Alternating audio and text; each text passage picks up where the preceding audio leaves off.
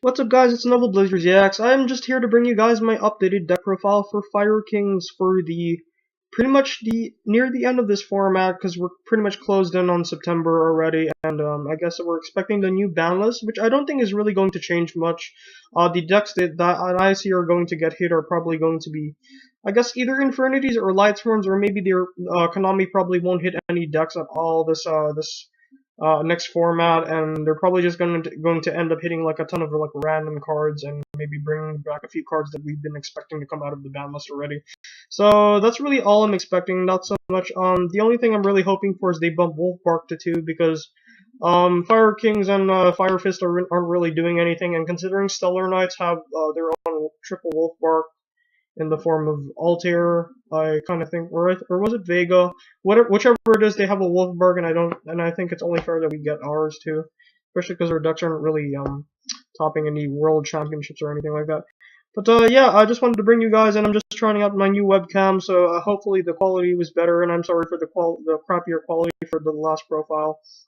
That one was pretty rushed, I know. So yeah, after some playtesting, with some suggestions from my good friend Sano Jano as well, I've pretty much come up with this build, and I do think that it's pretty good as it is so far. It's going to be missing some stuff, and I will tell you what those cards are. I'm also going to be rushing this deck profile like a bit lighter than usual. So yeah.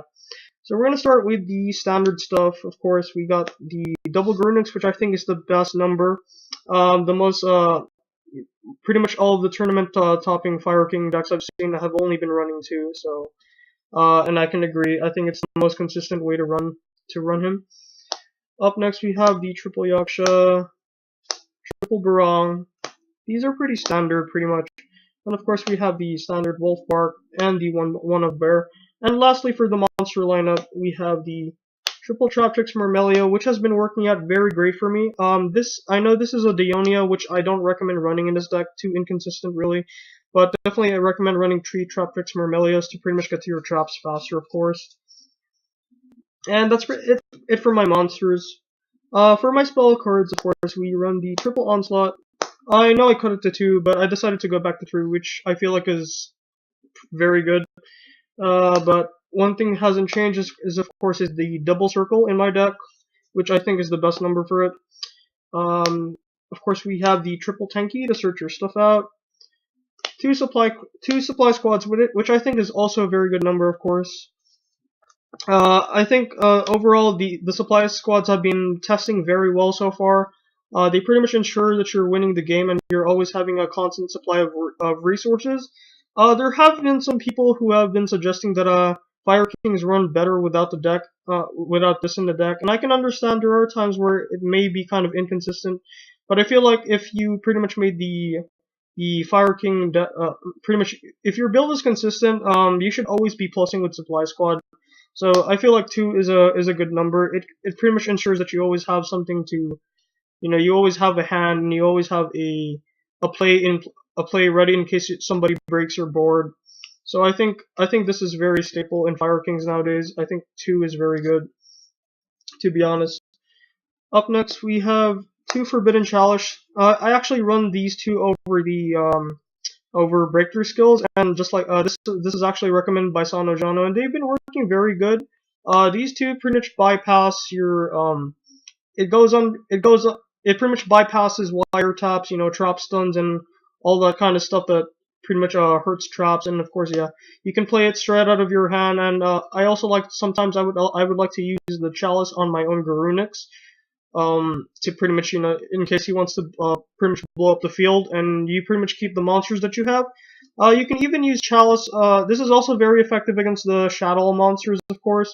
It gets under the flip effects, of course, and if you wanted to, you can even use this on your Barong or your Yaksha, your level 4s to get over Winda, or if you want, you can even use it on Winda and negate her effects.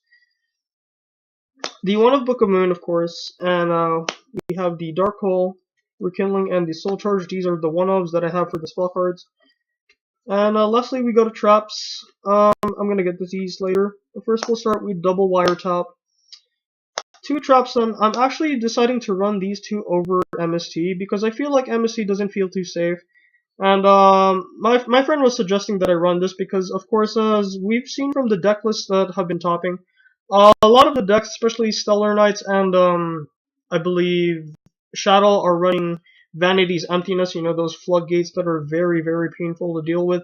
And I feel like Trapsun is a lot more safer than MSC because it, of course, it hits the entire back row. You know, if you're dealing with massive back row decks, of course, they're always going to have like 3, 4 sets, and you pretty much just want to wipe those out, you know, and it can negate like pretty much so many things. And I just feel like making the plays safe in when you're using a Fire King deck is very, very important.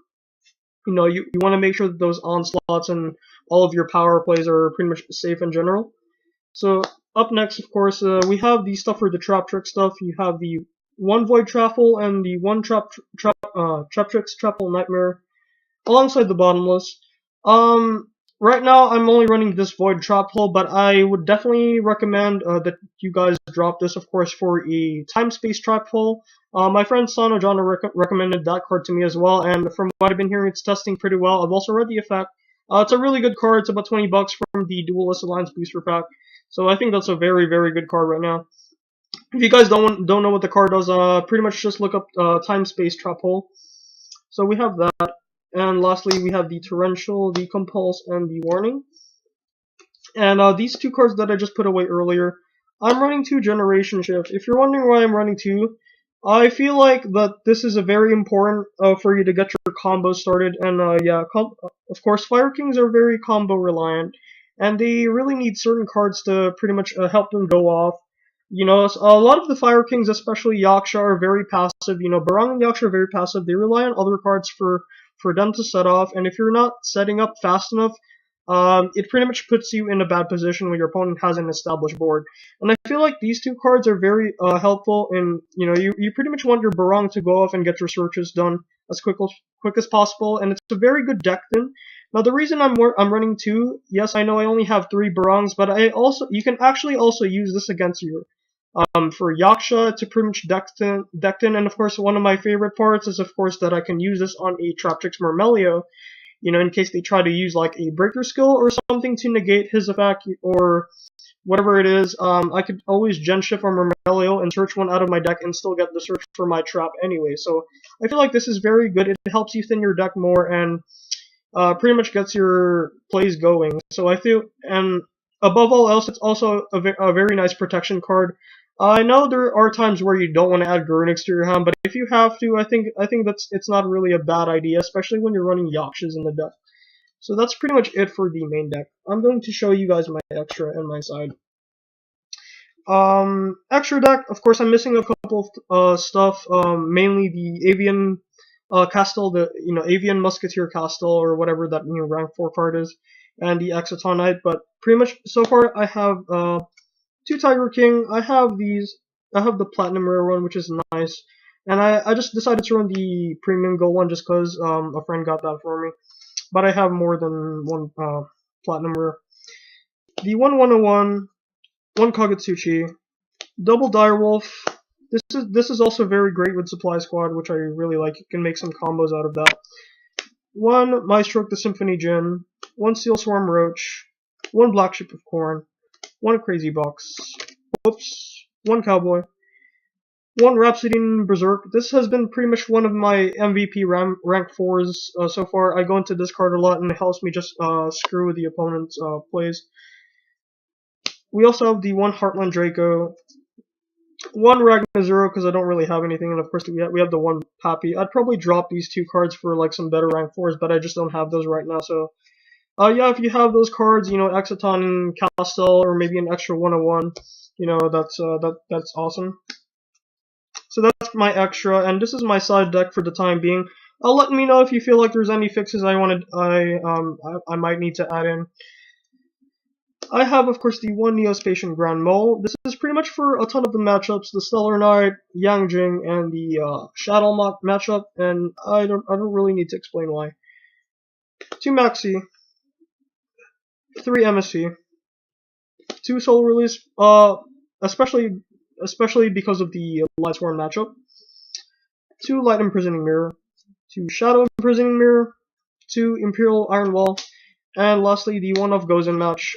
This can be used for. This is of course mainly for the Yangjing matchup, of course, and there will be those other decks that just run multiple attributes, I guess. But that's pretty much it. That's pretty much the deck profile. I hope you guys enjoyed that one. Let me know if there's any fixes you wanna pretty much add in. Just post some feedback in the comment section, and I guess I'll just like to announce I'll also be doing a deck profile on my Fire Fist deck. Just like a budget, fun Fire Fist deck, I guess. Um, I'll be doing that later because I pretty much just got all the cards recently, so just like for some extra content for you guys.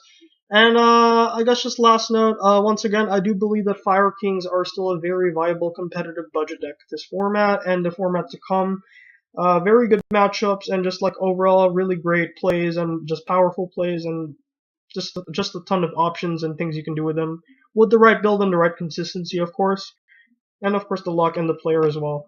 But thank you guys for watching, and I hope you guys continue to see more from me, especially my Fire King deck profiles if you guys do play the deck. I'll be posting some more stuff whenever I can get to it. So thank you guys. I guess I'll see you guys. This is your host, Nova Blazer ZX, signing out.